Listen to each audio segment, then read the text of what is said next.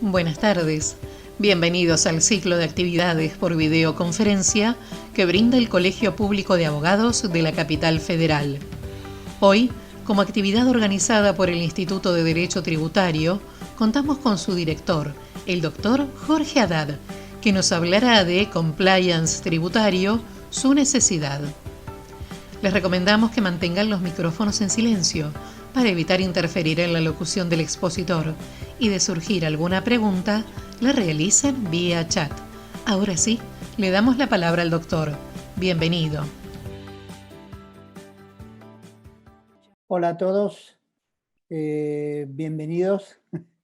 Un gusto tenerlos en esta nueva actividad del Instituto de Derecho Tributario, que es sobre un tema que es de actualidad hoy, pero que venimos trabajando desde hace un par de años, no mucho más, pero desde hace un par de años tranquilamente. Y me han pedido los miembros del instituto que trate el tema como se está poniendo de moda, llamémosle, de actualidad, que trate el tema yo personalmente.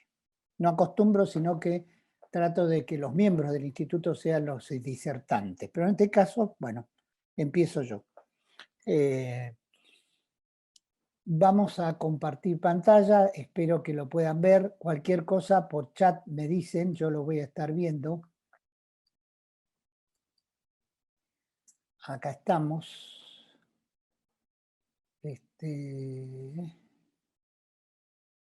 Bueno, ahora el chat no lo puedo ver, pero no importa. Compliance tributario. Vamos, yo le puse como subtítulo, utilizando una compañera con la cual disertamos sobre esto, Due Diligence Profiling. Y más o menos es una cosa similar. ¿Qué es el compliance? Si tomamos a uno de los referentes dentro de lo que es compliance en toda Europa, tendríamos que compliance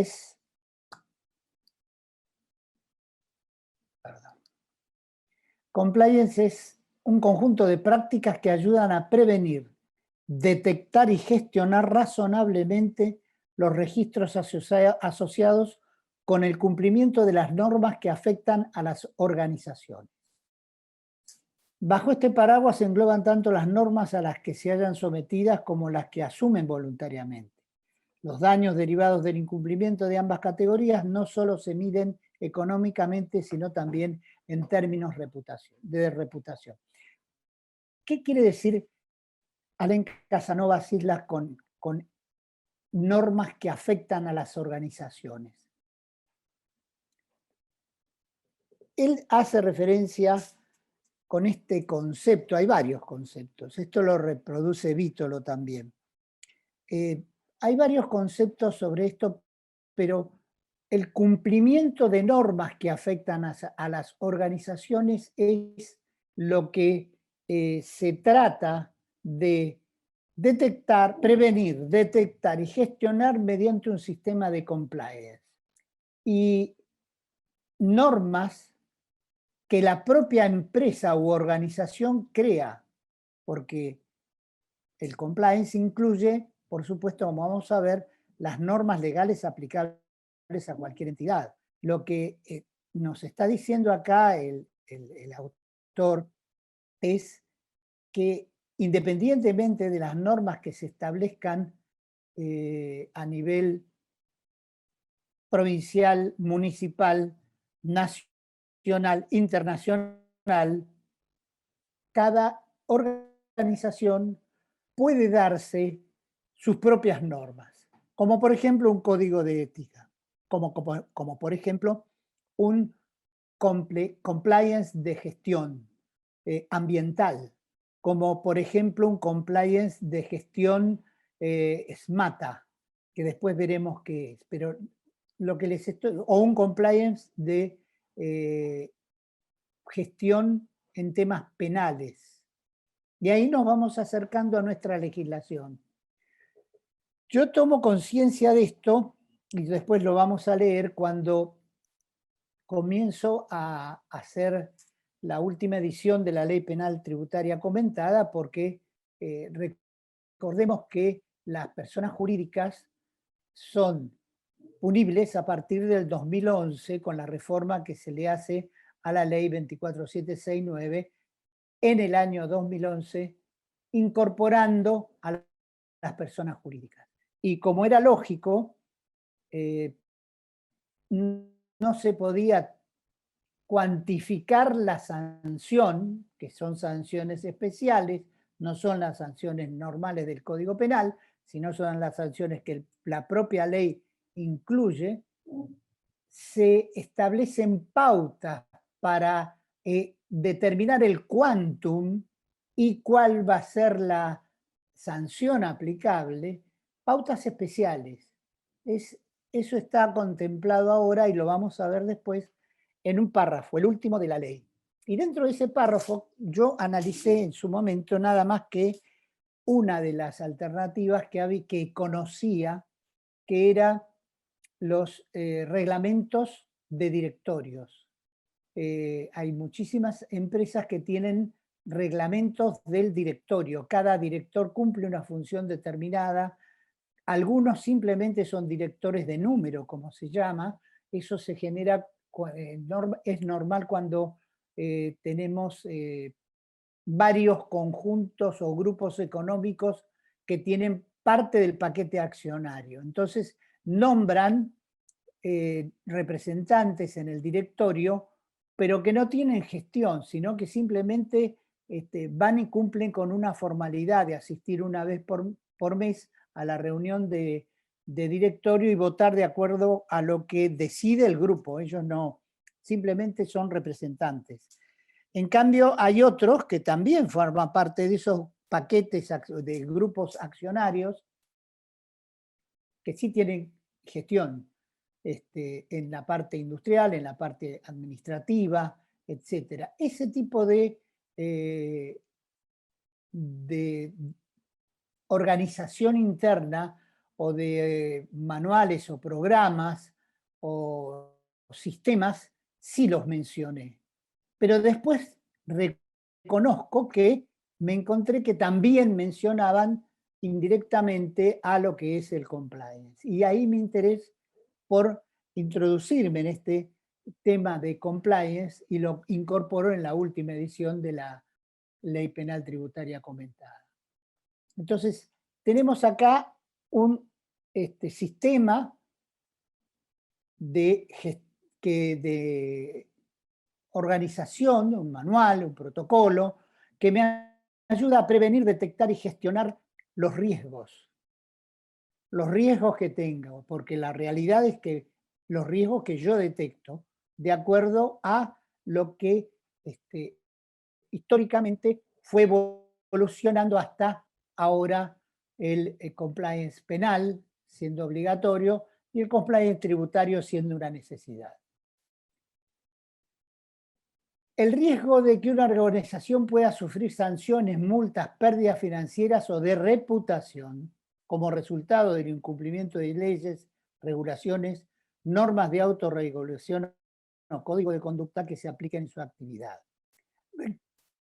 Recordemos en materia tributaria, cuando comenzaron las clausuras, y todavía hay muchos casos en que ocurre esto, que por reputación aquella persona que le clausuraban el negocio era peor que si lo tuvieran, si tuviera una denuncia penal, porque hacía su reputación. Entonces se veían carteles adicionales al cartel de la AFIP, de la DGI en ese momento, que aclaraban que no era por un problema de mercadería en mal estado, sino que era por un problema de facturas, que era una injusticia, etcétera. Más de uno rompía la vereda para que la gente trate de no ver el cartel que clausuraba por unos días el local.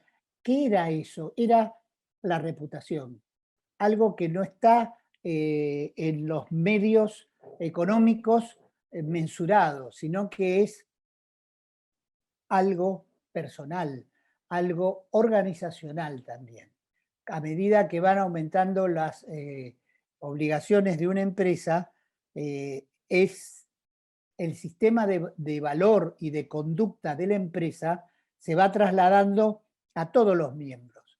Cuando es un negocio unilateral o familiar o pequeño, queda en el grupo familiar. Quizás afecta más, porque una gran empresa se diluye entre todos los empleados, pero cuando es un grupo familiar o un conjunto de socios pequeño, el impacto de reputación es mucho más.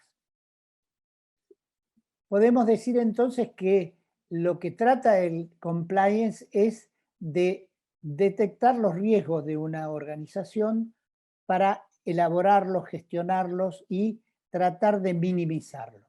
La traducción de compliance es cumplimiento y es amplio y susceptible de utilizarse para designar modelos organizativos orientados a cumplir obligaciones muy diversas, como recién mencioné. Puede haber un compliance general, de gestión de la empresa, puede haber un compliance específico para temas ambientales o para temas penales o para cualquier otro tema que sea necesario para la organización propia. Fíjense que yo menciono acá el Comité de Supervisión Bancaria de Basilea. ¿Por qué? Porque también da una definición y establece una serie de requisitos y condiciones para el cumplimiento de las entidades financieras. Si no cumple con esas condiciones, el Basilea puede objetar a un banco, puede observar a algún banco, puede hacer una actuación sobre ese banco, un sumario o lo que sea, con lo cual la reputación del banco cae estrepitosamente. Los bancos tienen su sistema interno de compliance. Y esto generalmente es realizado por o un grupo de gente que se dedica exclusivamente al control del cumplimiento de las normas internas, o si es de menor entidad la empresa, por una sola persona.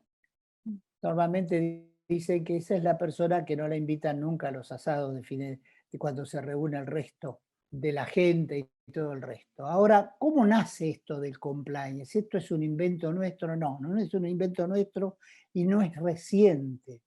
El compliance empieza a surgir a partir de 1903 a 1933 en Estados Unidos, por ejemplo, con la división del Standard Oil, un montón, dicen que es competencia, sí, pero le obligan a hacer una serie de protocolos internos y de cumplimiento de obligaciones extralegales. Tenemos el caso típico de las mafias, la corrupción. Estoy hablando de Estados Unidos. Todo el sistema de la ley seca, los años locos y todo eso trajo una serie de corrupción y corruptelas que el Estado trató de empezar a contrarrestar. El caso de Al Capone es un caso emblemático, pero no fue suficiente. Fíjense ustedes que estoy hablando de un tema que culmina con la crisis del 30. En el año 33 empiezan a regularse normas en la bolsa en Estados Unidos que obligan a las empresas a dar determinada información que hasta ese momento no daban, a cumplir determinadas obligaciones que hasta ese momento no tenían. Del 33 hay una sucesión de hechos de corrupción que podemos hacer un análisis, si quieren, pero no es un tema de hoy específico, sino que estoy hablando simplemente de algo que es histórico y que genera este instituto que se llama hoy compliance y que está en casi todo el mundo incorporado. En nuestro país no estamos exentos de esto. Tenemos el caso Siemens con los contratos para hacer los DNI y LAN cuando pretende tener un sistema de convenio de trabajo distinto del que tiene Aerolíneas Argentinas. Y esto no está reconocido acá, está reconocido en la Bolsa de Estados Unidos y pagaron una multa. Acá hubo denuncias penales como consecuencia de eso, como Odebrecht. Odebrecht tiene denuncias en todos lados, también acá tiene denuncias penales, pero Odebrecht estuvo preso en Brasil y tenían compliance y en Uruguay costó la vida de uno de los mandatarios y que se renunciara a otro de los presidentes. O sea, estamos hablando de esa clase de actividades delictivas, cohecho, corrupción, etcétera, que después vamos a ver que está implementada en nuestro país recientemente. Pero en otros países no. Por ejemplo, la Sarbanes-Oxley Act es del 2002 y como consecuencia de la causa de la quiebra, del escándalo de Enron.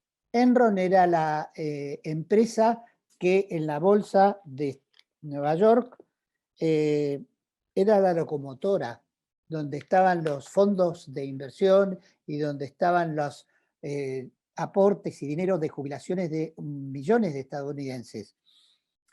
Le costó la subsistencia a una de las 5 grandes auditorías que existían en ese momento. Arthur Andersen desapareció, Enron desapareció. Estamos hablando de, no le diría la principal, pero en ese momento la más importante empresa que cotizaba en bolsa, y esto fue hace 20 años, 19 años. No es una cuestión nueva. La United Kingdom Bribery Act es otro de los elementos que tenemos como para decir se está gestando para anticorrupción, un modelo para tratar de detectar y evitar que las empresas realicen actos de corrupción. Y por último, en Estados Unidos también la Foreign Corrupt Practice Act. Disculpen el error ahí en el texto. En materia de impuestos, ¿qué es lo que ocurre? Porque todo eso es corrupción, cohecho, coimas, lo que ustedes quieran. En todo el mundo, ¿no? Pero en materia de impuestos empezamos el punto de partida, quizás hay algunos anteriores. Yo hago como punto de partida y tomo como punto de partida el foro de la OCDE del año 2006, de donde surgen las, llamémosle las BEPS. Después surgen convenciones internacionales que les digo, las que adhirió Argentina, que son estas leyes que están abajo. Convención Interamericana contra la Corrupción, comerciales, cohecho, servidores extranjeros en transacciones comerciales internacionales de la OCDE, Convención Internacional de la Delincuencia Organizada Transnacional, la Convención de Naciones Unidas contra la Corrupción. Son estas leyes a las cuales adhirió Argentina, que están en el último de los renglones acá. Estas convenciones nos obligan, como país, a cumplir determinados parámetros, requisitos. El GAFI surge también en paralelo de esto, por lavado de dinero y todas estas regulaciones que van actuando paralelamente con los impuestos. En nuestra materia, a partir del foro de la OCDE y los BEPS, surgen una serie de elementos que para mí me indican que mundialmente hay un cambio de paradigma. En especial surge esto de la forma como actúa de ahí en más la OCDE. Yo tuve oportunidad de negociar convenios de doble imposición representando a la República Argentina y nunca aplicábamos el esquema del convenio OCDE, estoy hablando de muchos años atrás, el convenio OCDE, pero había determinados artículos, 10, 11, 12 y el 9 a veces, y otros en los cuales nos apartábamos por completo. El caso reciente de Molinos Ríos de la Plata de la Corte es un convenio de doble imposición con Chile que no es OCDE, es Cuenca del Plata. Y aparte, cuando cae Cuenca del Plata, que todavía lo tenemos vigente con Bolivia, está el convenio marco de las Naciones Unidas. Pero se ha, llamémosle, popularizado en todo el mundo el modelo de OCDE. Pero OCDE, aparte del modelo de convenio de doble imposición, tiene un modelo de estatuto del contribuyente para los países miembros de la Comunidad Económica Europea, no para Argentina, ni para aquellos que adhieran. Y tiene un manual de buenas prácticas tributarias para los organismos de recaudación. Estamos hablando de un estatuto del contribuyente donde determina específicamente cuáles son los límites, garantías y derechos que tiene el contribuyente ante el organismo y que se obligan a respetarlo todos los países. Y un manual de buenas prácticas tributarias para las organizaciones de recaudación o los organismos de recaudación. En consecuencia de esto, en el mercado común europeo existe una tendencia a la cooperación entre organismos de recaudación y los contribuyentes. Cosa que no tenemos nosotros ese sistema. Y estamos, por lo pronto, muy lejos, atento que carecemos de un estatuto del contribuyente. En la última reforma, en el 2017, luego de intensas negociaciones y propuestas de diversas entidades, se lograron incorporar algunas llamémosle garantías reconocidas por, o derechos reconocidos por la jurisprudencia, no por los organismos, sino el error, por ejemplo, hace el error y no hacer denuncias o aplicar ilícitos sobre base presunta o sobre presunciones, algo que estaba en la década del 70 ya. A principios de la década del 70 había sentencias de corte y doctrina con una familia de fallos que establecían la imposibilidad, pero recién se incorpora en el 2017. Nosotros, vuelvo a decir, estamos muy lejos de eso. ¿Qué es lo que nos lleva a nosotros a decir en este momento, independientemente de que estemos lejos, de que no tenemos una posibilidad, ¿por qué me voy a obligar yo, a su vez, de todo lo que me obligan las 25 organismos de recaudación en todo el país, más las municipalidades, a crearme yo conductas determinadas y obligaciones determinadas? Ahora lo vamos a ver. Y para introducirnos en el tema, les voy a contar algo que es esto de sistema SMETA. Las organizaciones normalmente multinacionales que se dedican a la producción, fabricación de productos alimenticios tienen un sistema que es auditoría SMETA, les llaman ellos, que no solo se aplica internamente, sino también para sus proveedores. Como presidente de una empresa, acá en Argentina, yo, en el año 2018 recibimos de uno de nuestros más importantes clientes, que tenían una serie de maquinarias que se alquilaban históricamente de hace muchos años, un formulario con un montón de preguntas que no entendíamos. Nos reunimos en el directorio y no entendíamos nada. Respondimos lo que pudimos y mandamos de vuelta el formulario. Al año siguiente no nos mandaron un formulario, nos mandaron una consultora. que nos hizo un compliance para que nosotros cumplimentemos este sistema de auditoría SMETA.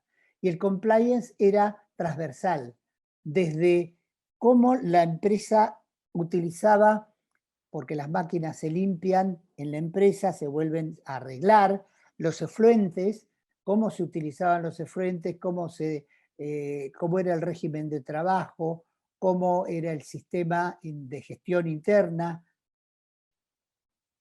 Abarcaba casi todos los rubros que puede abarcar una empresa.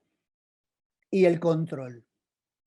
Y tenía una característica que a mí me extrañó mucho, después lo vamos a ver que forma parte de esto del compliance, que era la posibilidad de que cualquier persona, anónimamente, pueda dejar su opinión, su queja o su denuncia, sin que nadie le pueda aplicar una sanción, con una obligación que podía ser en forma externa o en forma interna. Nosotros optamos por dejar un buzón en lugares donde no son accesibles, no son vistos, así que podían tranquilamente dejar. Y nos enteramos de un montón de cosas que ocurrían en la empresa y de propuestas de mejoras de trabajo que realmente eran y resultaron aplicadas, una economía tanto en tiempo como en la propia gestión del proceso muy efectivas, que de otra forma a lo mejor nunca hubieran podido llegar a la gerencia como para poder aplicarse. En nuestra legislación, vuelvo a reiterar, tenemos más de que no sé cuántos impuestos, ahora lo vamos a ver, pero no existe la igualdad de tratamiento como hay el sistema que tienden a la cooperación en el mercado común europeo, y hay algo que es importantísimo. A nosotros nos cambian la carga de la prueba. Nosotros tenemos que probar que somos inocentes y no el fisco que somos culpables. Aunque lo diga la Constitución, en la práctica y en materia tributaria, en todos los organismos fiscales ocurre lo mismo. Ellos tienen una base, un elemento objetivo, y a partir de ahí nosotros tenemos que, como contribuyentes, acreditar la existencia de la operación, del pago, de la efectiva entrega del producto, de la existencia del proveedor y de que el proveedor pagaba sus impuestos y se afeitaba todos los días. Todo eso lo tenemos que acreditar nosotros. Es un sistema perverso, pero es lo que tenemos. Y ante eso, ¿qué es lo que tenemos que hacer? Tratar de actuar de acuerdo a las normas legales, pero con un ejercicio de defensa.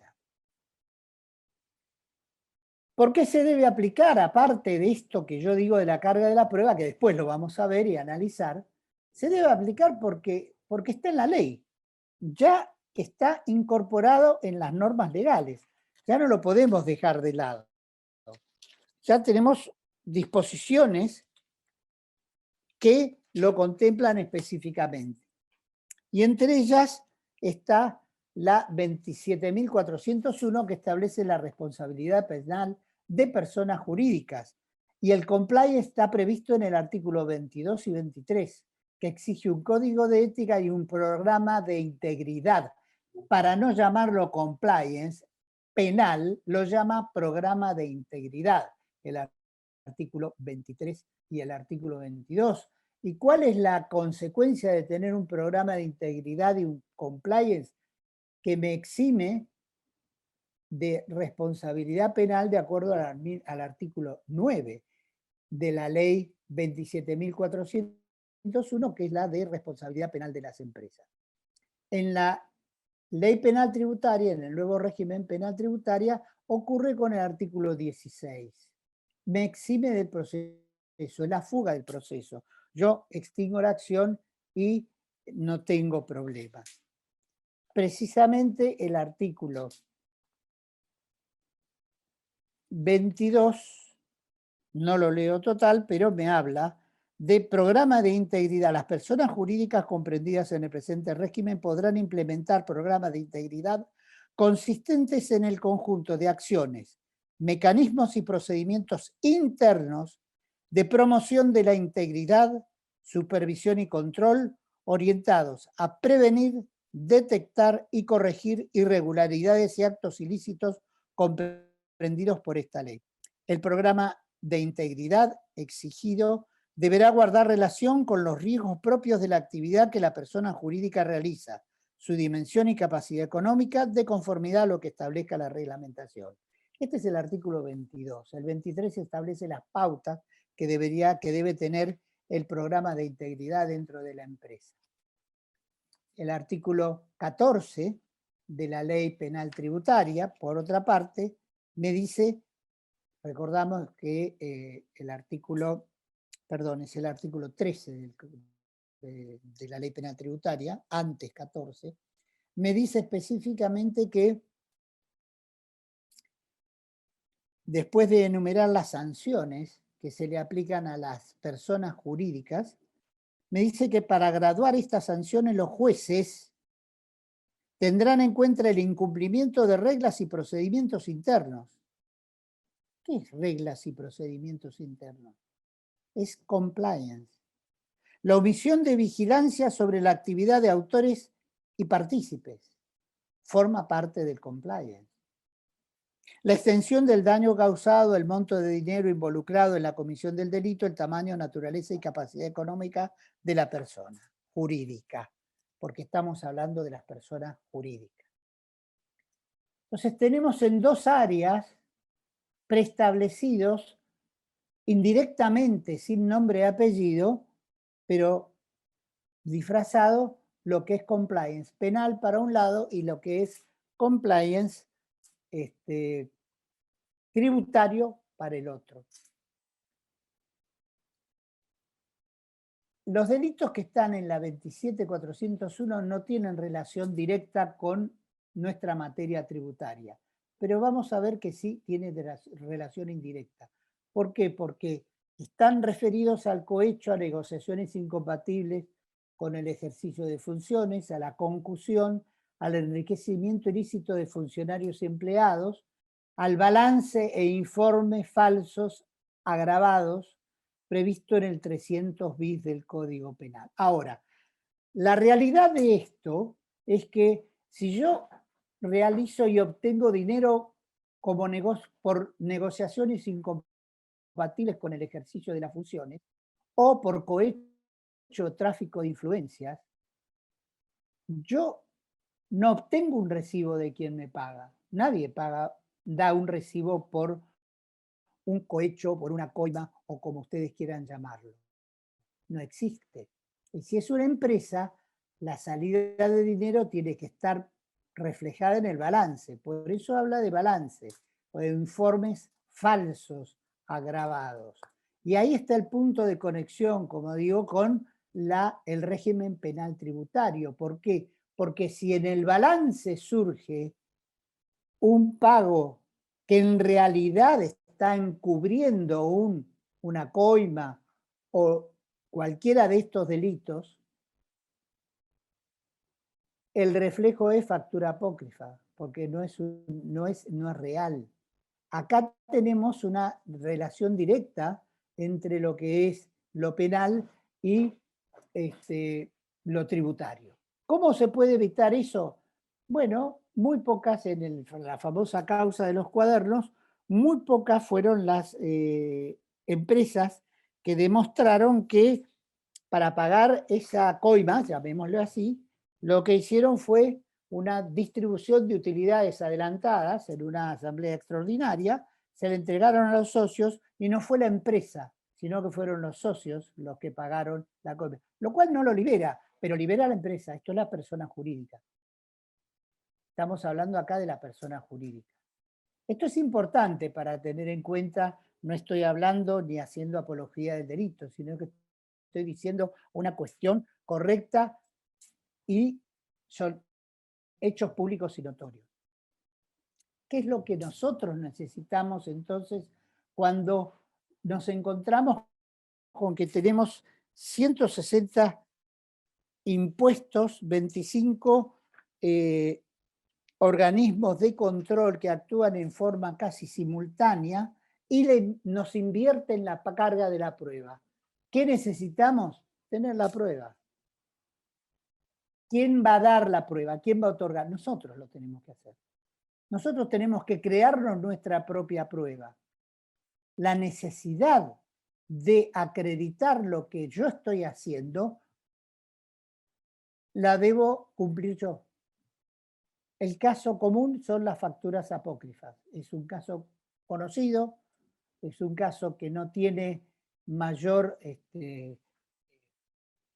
profundidad, porque ya fue súper analizado por todos los aspectos que quieran.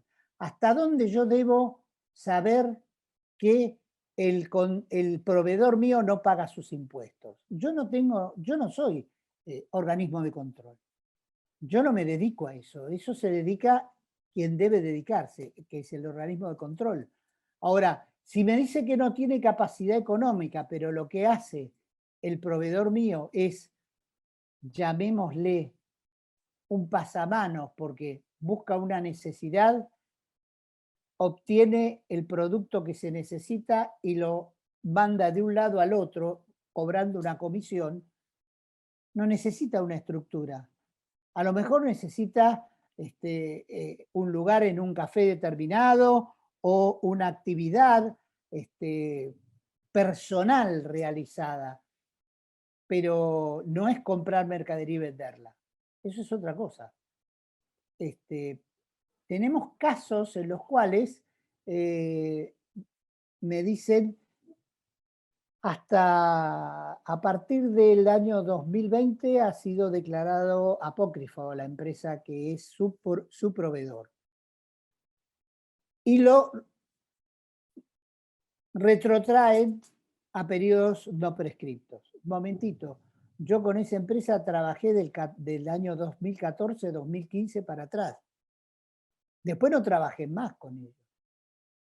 Yo no hice otra actividad. No me pueden retrotraer una observación o una diligencia, una acreditación, a lo mejor, realizada hoy para periodos anteriores.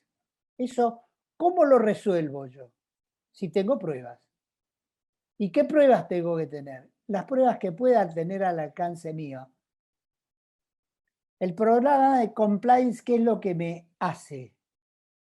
¿Qué es lo que me produce? Cuando estamos hablando de 160 tributos, 50% de economía en negro, la AFIP que tiene cada día más información, estoy seguro que ellos tienen mucha más información de Jorge Haddad que lo que Jorge Haddad recuerda de actividad económica de él. Esto estoy totalmente seguro. Y que terminan, como decimos nosotros siempre, cazando en el zoológico. ¿Por qué? Porque hay un 50%, 40% si quieren, 38% de economía en negro. Perfecto. El resto es el que tiene que estar continuamente inspeccionado, tener todos sus papeles al día. Si yo tengo un compliance tributario, ¿qué es lo que voy a obtener? Lo primero que voy a tener es certeza en mi actuación. ¿Qué logro? Eso, certeza en lo que yo hago. Yo me estoy creando mi propia seguridad jurídica. ¿Por qué? Porque el sistema actual tributario, no me la da al invertir la carga de la prueba. Yo estoy teniendo elementos suficientes de prueba para una real defensa en caso que me impugnen alguna operación. Para eso tengo que tener un protocolo, una forma de actuar, saber cuáles son mis riesgos, detectarlos y tratar de minimizarlos.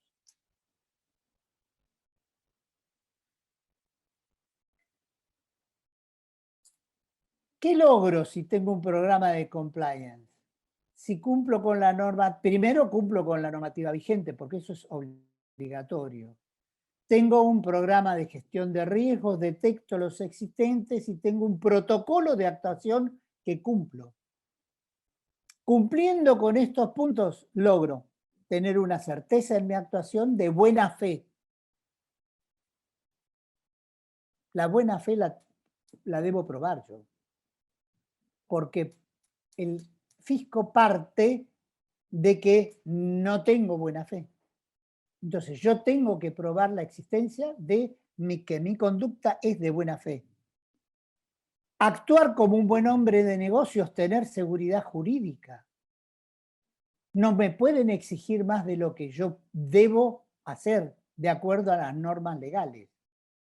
Yo no soy un organismo de control. Yo puedo, por una medida de precaución, si tengo un lugar para realizar eventos, que ante un evento que venga la empresa que se dedica a todo lo que es servicio de comida, etcétera, los mozos, a dejar entrar exclusivamente a aquellos que están en el listado de la ART. Eso sí lo puedo hacer yo. Yo diría que lo debo hacer. ¿Por qué? Porque me estoy cubriendo ante un accidente que tenga alguno de los mozos, alguno de los cocineros, alguno de los que está en la organización del catering. Bueno, yo me cubro con que están en la RT. Y si no está en la RT, no lo dejo entrar. Aunque sea el cocinero, no me interesa. Es un problema de ellos, no es un problema mío. Pero en materia tributaria, yo soy el que tengo que acreditar la RT, el listado del RT. No el fisco, sino que soy yo el que tengo que hacer ese detalle, ese ejemplo y esa acreditación de mi actuación hasta el límite de un buen hombre de negocios. Tener elementos suficientes para una real defensa, en su caso, ¿por qué? Porque estoy demostrando buenas prácticas. Estos elementos que yo menciono acá, estos institutos que yo menciono, las buenas prácticas es el cumplimiento del protocolo que yo tengo en el compliance para hacer determinadas actuaciones, para cumplimentar determinadas disposiciones y toda la organización interna que implica el control de mi actividad. Eso es de fundamental importancia. ¿Por qué? Porque así funcionan el compliance. El compliance tiene también, independientemente de donde vaya dirigido, sus propios principios. Y dentro de estos principios, el primero es la subordinación a la ley. Acá hay normas ISO internacionales. No estoy creando una disposición con mi imaginación, sino que acá están la 37.001 y hay una serie de otras más, 16.900, ahora la 16.901, que me permiten a mí tomar la base para hacer un manual de compliance de acuerdo a estas normas ISO y empezar a cumplimentarlo. Y de cumplimentarlo lo estoy documentando. Y al documentarlo lo tengo acreditado. Estoy fabricando la prueba, en una palabra, entre abogados. Estoy fabricando yo la propia prueba. ¿Que tiene principios el compliance? Sí, estos son. Primero, la subordinación a la ley. Dentro del compliance, lo primero que tengo que hacer es cumplir con las normas legales. Segundo, tengo que adaptar el compliance a la característica de la empresa. No se puede hacer una burocracia de tal forma que impida o entorpezca el funcionamiento de la empresa, sino que es proporcional. A una multinacional puede haber un grupo de compliance que esté formado por varias personas, que forme parte del organismo, que responda directamente al directorio, a la presidencia, y en cambio en una pequeña empresa el mismo dueño puede ser el compliance officer. No es necesario gestionar con otra persona. Eso se adapta a las condiciones de la empresa. No es burocracia por burocracia. ¿Qué es lo que hace entonces? Volvemos. Este protocolo es la detección, la prevención y la gestión de los riesgos. Yo lo primero que tengo que observar en una empresa, ya sea para el compliance penal o para el compliance tributario, en nuestro caso, es detectar dónde están los riesgos, cuáles riesgos tengo yo en mi actividad. Los proveedores, problemas internos dentro de la circulación interna de la empresa, el atraso en la obtención de las nuevas novedades, las modificaciones. Estamos hablando de una actividad que semanalmente por lo menos tiene, y yo entre las 25 órganos de recaudación, yo diría que no menos de unos 15 o 16 normas semanales que uno tiene nuevas, o que modifican anteriores, o que crean situaciones nuevas. Entonces no es simple el sistema, eso es subordinación a la ley. Yo tengo que, a lo mejor uno de los riesgos que tengo casualmente es la actualización de normas, la forma como yo puedo actuar y puedo a lo mejor evitar multas o intereses por pago fuera de término, sería lo menor. Por problemas de interpretación de normas que no me entero que existen. Bueno, lo primero que tengo que hacer es detectar los riesgos. A partir de la detección de los riesgos, yo tengo que hacer la prevención de esos riesgos y la gestión interna. Por ejemplo, a cada proveedor, como digo siempre en las clases, en cada proveedor hacer una carpeta con todos los antecedentes que tenga del proveedor que me acrediten en forma externa la existencia de ese proveedor. El estatuto inscrito en la Inspección General de Justicia, la tarjeta del gerente, el teléfono celular de la secretaria del gerente. Yo no tengo que mandar un detective a averiguar los antecedentes. Pido un gnosis, pido antecedentes del Banco Central, que son públicos, de la empresa, y en función de eso voy armando la carpeta para tener la existencia clara de quién es mi proveedor. El principio de los bancos, conoce a tu cliente. Bueno, yo tengo que conocer a mi proveedor. Y en función de eso yo tengo que actuar. Cuando conozco a mi proveedor, tengo antecedentes de él y cada vez que voy a hacer un pago, simplemente me fijo si está en el listado APOC, constancia de inscripción, lo incorporo a la orden de pago, al giro de la orden de pago, es un trabajo más y, por ejemplo, con eso yo estoy acreditando que en ese momento este proveedor mío no estaba inscrito en la base APOC, no tenía ningún antecedente, no figuraba absolutamente nada en la constancia de inscripción de él y tengo el resto de las operaciones. Y por supuesto le voy a pagar con una transferencia o con un cheque que va a quedar acreditado ahí también. Lo guardo.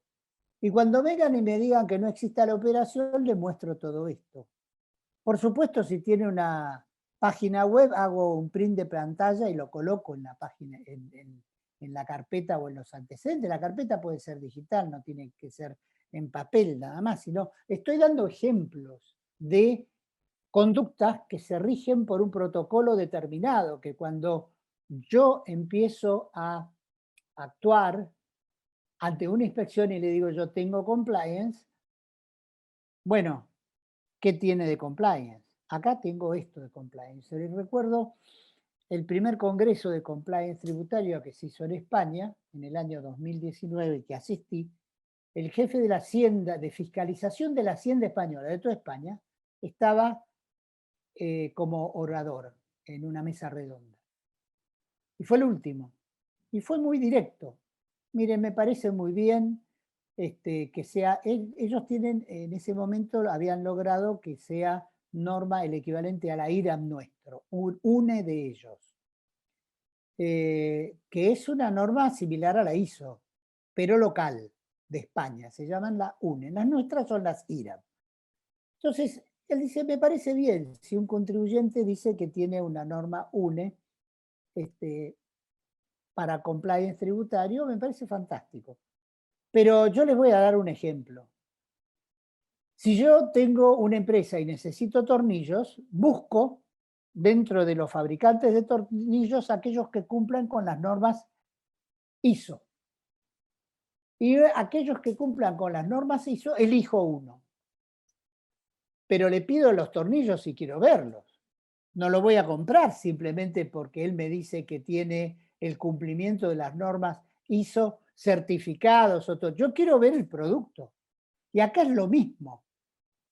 En la detección de riesgo hay que ver y demostrar el producto nuestro, de nuestro compliance tributario, son los elementos que dejo constancia de la existencia de mi proveedor. Ahí, con elementos externos, no propios, con elementos externos yo puedo acreditar que en ese momento, tranquilamente, hace 4 años, ese proveedor existía. Lo que me da otro de los principios del derecho del compliance es la transparencia. La transparencia implica la posibilidad de tener una trazabilidad total de mis actividades. Con esto yo puedo oponerle al fisco toda la trazabilidad de mis operaciones y decirle, señor, lo habrá estafado usted, no habrá pagado sus impuestos, pero conmigo me cumplió y yo cumplí con toda la normativa y mi obligación llega hasta ahí. No supera, yo no tengo por qué cumplir las funciones que tiene usted como organismo de recaudación. Otro de los sistemas, de los elementos que es fundamental dentro de un compliance tributario y en general dentro de un compliance, es la mejora continua en los procesos y programas. ¿Por qué? Porque no son perfectos, nunca tenemos que vanagloriarnos ni ser lo suficientemente ególatras como para decir, eliminamos, no eliminamos nunca los riesgos, lo podemos minimizar, pero nunca se pueden eliminar. Por consiguiente, cada vez que surge un problema, hay que hacer un análisis, una revaloración y una mejora continua de la gestión que se está haciendo. No estoy hablando de algo hipotético, estoy hablando de casos concretos, simples, concretos. Mejorar un procedimiento interno. ¿Para qué? Para lograr ese error que se cometió antes, eliminarlo ahora. Les comentaba las denuncias anónimas. Las denuncias anónimas dentro de lo que es un compliance es un elemento de extrema utilidad. Los que pueden aportar los miembros de la empresa son elementos que más de una vez no son tenidos en cuenta por la alta directiva de esa empresa. Muchas veces se presentan también y tampoco son aceptados o considerados por la directiva de la empresa. Sin embargo, cuando se hace un programa de compliance seriamente y el oficial de cumplimiento que recibe estas quejas las presenta al directorio, tiene que exigir al directorio las modificaciones respectivas de acuerdo a la razonabilidad de estas denuncias o aportes que en forma anónima hacen los propios empleados. ¿Qué es lo que estoy logrando yo entonces al fin con un compliance? Acreditar la buena fe, actuar como un buen hombre de negocios, reflejar la trazabilidad de mis operaciones, acreditar la debida diligencia en mi accionar. Y la debida diligencia no solo es con los empleados que tomo, recursos humanos, que tengan los mismos valores que tiene la empresa en su código de ética y no que tengan otros, sino también es aplicable la debida diligencia a mis proveedores y hasta a mis clientes. Y esto es importante porque la acreditación de la debida diligencia es muy importante a los fines de una prueba con validez real y casi diría irrefutable. Y tener la prueba de todo lo anterior es la conclusión de esto. ¿Y qué me sirve tener la prueba? Defenderme ante una calificación que no corresponde en el CIPER, defenderme ante una multa, ante acreditar que no tengo dolo ante una posible multa del 46, acreditar que actué como un buen hombre de negocios, por consiguiente y siguiendo la causa, la sentencia de la Cámara de Casación en la causa Chicone calcográfica cuando estaban los hermanos Chicone, el que actúa como un buen hombre de negocios no está cometiendo ningún delito tributario, no está acercándose siquiera a la evasión, porque es lo que debe hacer alguien que actúa en los negocios. Si no conoce del tema, consultar a quien conoce y actuar de acuerdo a lo que le dice quien conoce. Entonces, si eso, como hicieron los Chicones, por un tema puntual, tributario, lo consultaron a un especialista y el especialista les dio un dictamen y ese dictamen lo transcribieron en un acta de directorio y dieron la orden de actuar de acuerdo a lo que decía ese dictamen, no hay delito. Hay una opinión distinta del fisco ante un tema que puede dar dos opiniones diferentes. Pero no es que el hombre de negocios, el directorio, actuó por su cuenta, no. Pidió ayuda a un especialista y actuó en función de lo que el especialista le dijo. Después no hizo lo que quiso. Hizo específicamente eso. Y eso es actuar como un buen hombre de negocios. Y eso es, y forma parte, el compliance. Yo puedo eliminar tranquilamente la imputación de dolo que me puedan llegar a hacer. Fíjense en España, que están bastante adelantados, cómo pueden llegar a mostrar la conveniencia de un compliance tributario. Puede ser un elemento de prueba para demostrar ante la agencia tributaria española o los tribunales la voluntad de la organización de cumplir con todas las obligaciones fiscales. Servir como atenuante,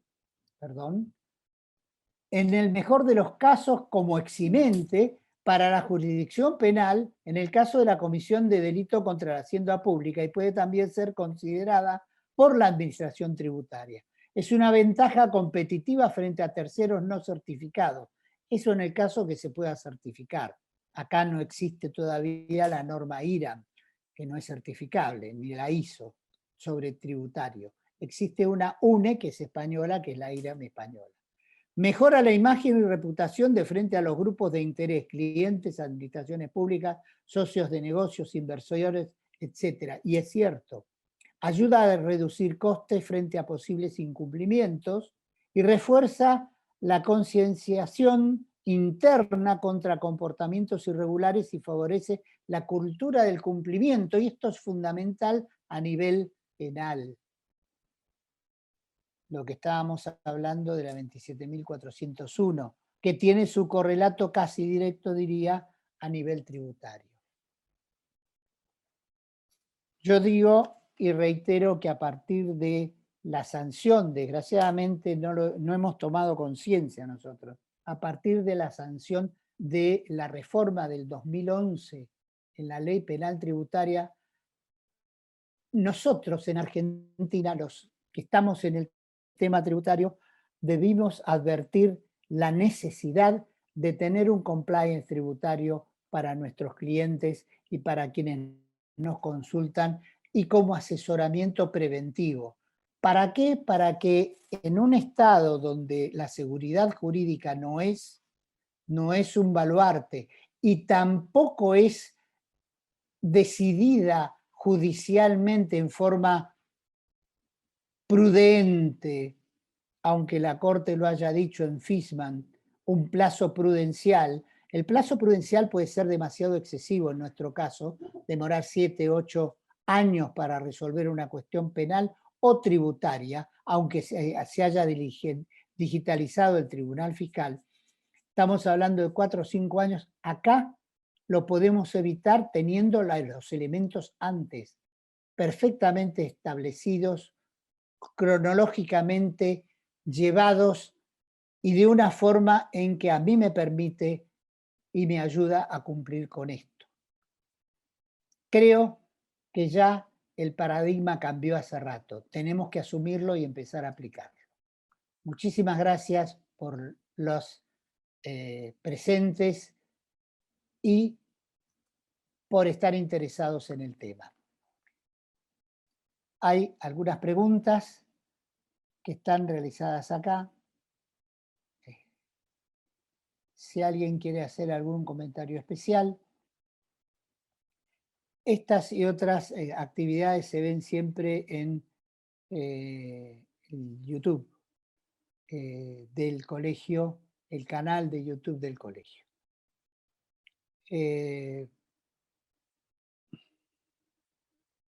Los agradecimientos a ustedes por haber presenciado esta charla. Si no hay más preguntas hasta ahora o inquietudes, bueno, muchas gracias a todos. 1 hora es suficiente para esto, muchísimas gracias. Y bueno, nos vemos este mes.